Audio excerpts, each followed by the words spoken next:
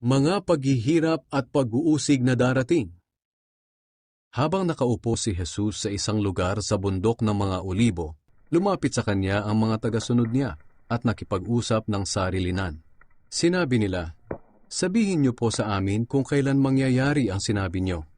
At ano po ang mga palatandaan ng muli niyong pagparito at ng katapusan ng mundo?"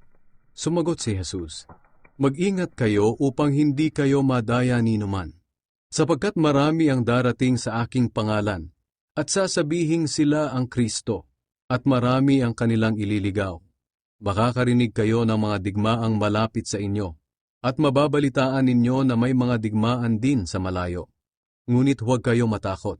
Kinakailangang mangyari ang mga ito, ngunit hindi pa ito ang katapusan.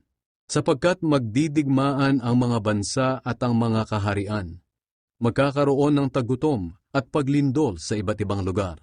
Ang lahat ng ito'y pasimula pa lang ng mga paghihirap na darating. Sa panahong iyon, kamumuhian kayo dahil sa pagsunod ninyo sa akin. Dadakpin kayo upang parusahan at patayin. Marami ang tatalikod sa kanilang pananampalataya. Kapopootan at ipapahuli nila ang kapwa nila mananampalataya.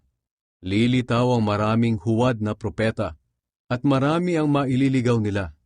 Lalaganap ang kasamaan at dahil dito, manlalamig ang pag-ibig ng maraming mananampalataya.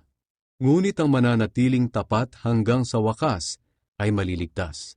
Ipangangaral sa buong mundo ang magandang balita tungkol sa paghahari ng Diyos upang malaman ito ng lahat ng tao at saka darating ang katapusan.